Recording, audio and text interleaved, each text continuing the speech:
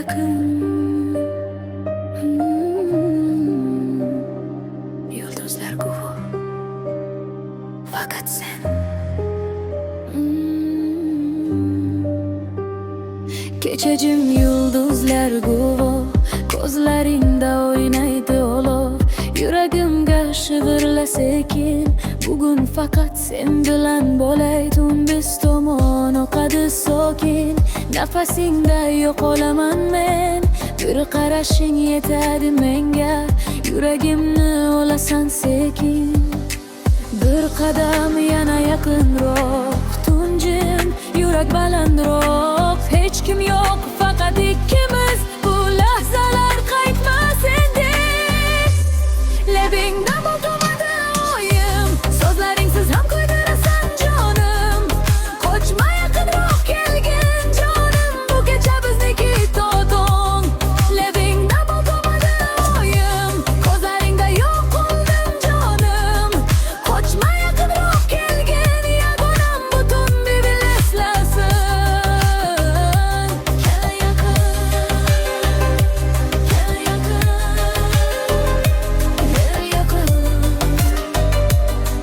Oyim, oyim.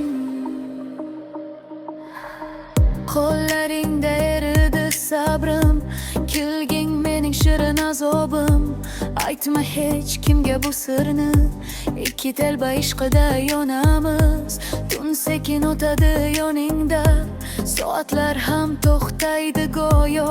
Bir lahza ming yildek tuyular, ko'zlaringda qolaman yana. Bir qadam yana yaqinroq, tunjim yurak balandroq. Hech kim yo'q, faqat ikkimiz, bu lahzalar qaytmas endi. Labingdan bo'lmadi o'yim, so'zlaringsiz ham ko'ydirasan jonim. Qochma, yaqinroq kelgin jonim, bu kecha bizniki totong. Labingdan bo'lmadi o'yim, ko'zlaringda yo'q qoldim jonim.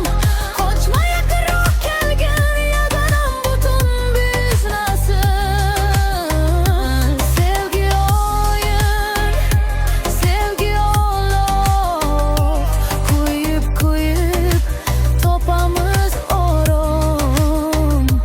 Sen bilan men bilan sen, ikki qushdek bir osmon.